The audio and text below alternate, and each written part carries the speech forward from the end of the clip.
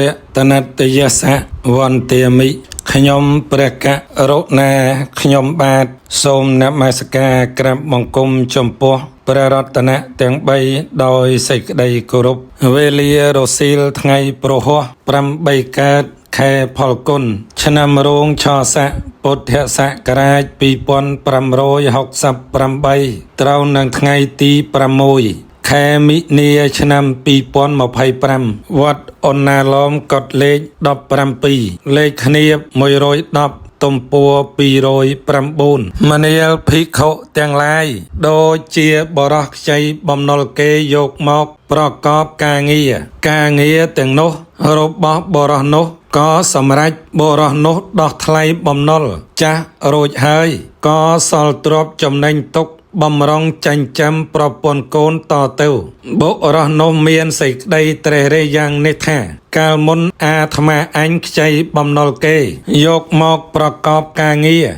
រទាំងនោះរបស់អាត្មាអញនោះក៏បានសម្រេចហើយអាត្មាអញនោះដោះថ្លៃបំណុលចាស់រួចហើយអាត្មាអញក៏សល់ទ្រព្យបំណុលទុកបំរុងចាញ់ចាំប្រពន្ធកូនតទៅបុរសនោះកបីបាននៅសេចក្តីរីករាយដល់នៅសេចក្តីសោមនស្សព្រោះរួចចាកបំណុលនោះជាហេតុយ៉ាងណាមិញមនាលភិក្ខុទាំងឡាយដូចជាបុរសមានអាពាធដល់នៅទុកឈឺខ្លាំងមិនឃ្លានបាយមិនមានកម្លាំងក្នុងកាយក្នុងសម័យខាងក្រោយតមកបុរសនោះក៏ស្បែកចាកអាពាធនោះឃ្លានបាយមានកម្លាំងកាយឡើងវិញបុរសនោះមានសេចក្តីត្រេះរិះយ៉ាងនេះថាកាលមុនអាត្មាអញទំព័រ210មានអាពាធដល់នៅសេចក្តីទុកឈឺខ្លាំងមិនឃ្លានបាយមិនមានកម្លាំងកាយសោះឥឡូវនេះអាត្មាអញនោះស្បែកចាកអាពាធនោះឃ្លានបាយ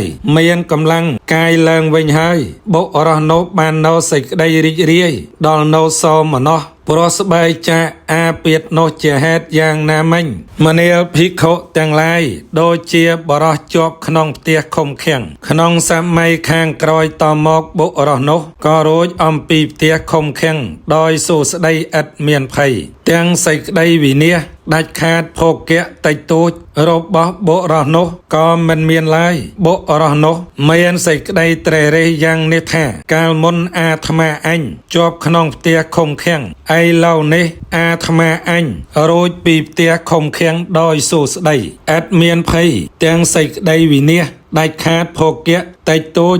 របស់អាត្មាអញមិនមានឡើយបុរសនោះបាននៅសេចក្តីរីករាយដល់នៅសេចក្តីសោមនស្សព្រោះរួចអំពីផ្ទះឃុំឃាំងនោះជាហេតុយ៉ាងណាមិញមនាលភិក្ខុទាំងឡាយដូចជាបរោះខ្ញុំគេមិនមានអំណាចគឺធ្វើអ្វីមិនបានតាមកត់ចិត្តរបស់ខ្លួនអាស្រ័យនៅក្នុងអំណាចរបស់ជនដទៃគឺប្រព្រឹត្តទៅ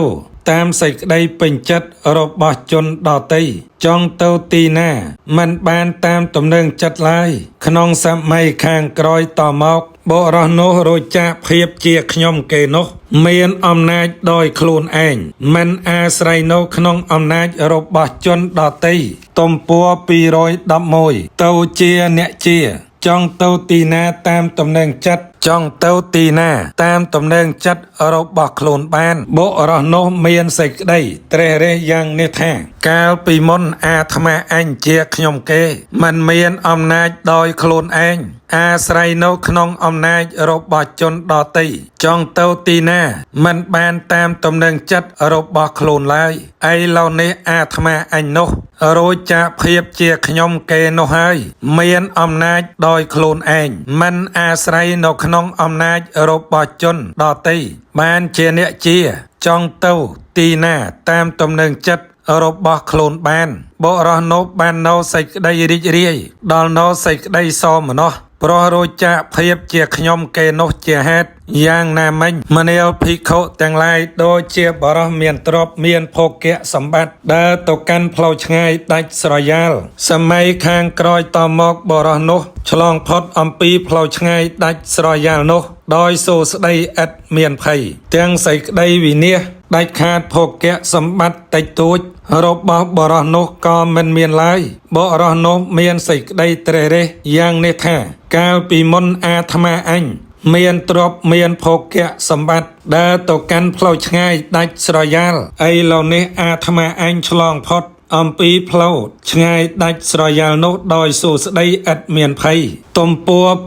212ហើយទាំងការដាច់ខាតភោគៈសម្បត្តិតិចតួចហើយទាំងការដាច់ខាត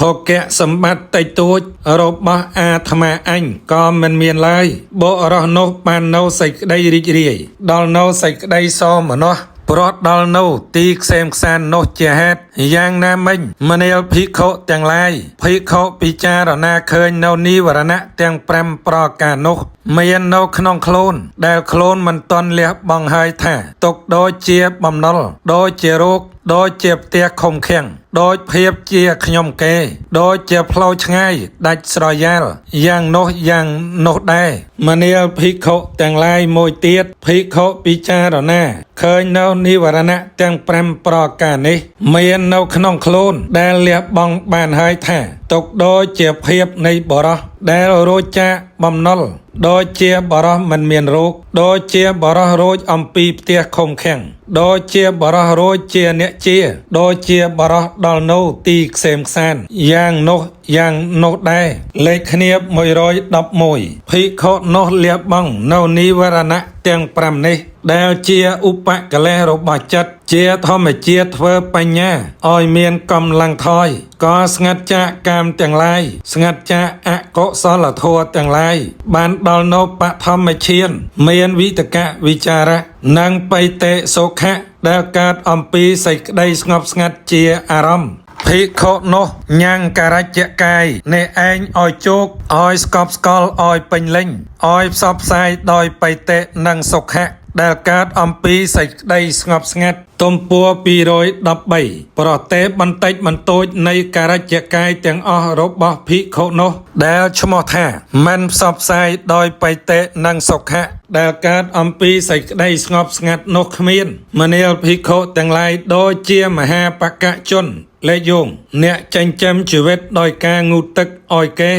ឬកូនសិស្សរបស់អ្នកហាបកជនដែលជាអ្នកឆ្លៀសរយរាយនៅលំអិតសម្រាប់ងូតក្នុងផ្តិលសម្រិតហើយស្រោចស្រពច្របល់ដោយទឹកឯដុំលំអិតសម្រាប់ងូតនោះក៏រលាយទៅដោយទឹកច្រូតជ្រាបទៅក្នុងទឹកច្រឡោកច្រឡំទៅដោយទឹកទាំងខាងក្នុងខាងក្រៅមិនបានខ្ចាត់ខ្ចាយពីគ្នាឡើយដូចម្ដេចមិញមនាលភិក្ខុទាំងឡាយភិក្ខុញ៉ាំងករជ្ជកាយនេះឯងឲ្យជោគឲ្យស្កប់ស្កល់ឲ្យពេញលេញឲ្យផ្សព្វផ្សាយដោយបៃតេនិងសុខៈដែលកើតអំពីសេចក្តីស្ងប់ស្ងាត់ប្រទេបន្តិចបន្តួចនៃករជ្ជកាយទាំងអស់របស់ភិក្ខុនោះដែលឈ្មោះថាមិនផ្សព្វផ្សាយដោយបៃតេនិងសុខៈដែលកើតអំពីសេចក្តីស្ងប់ស្ងាត់នោះគ្មានដូច្នោះឯង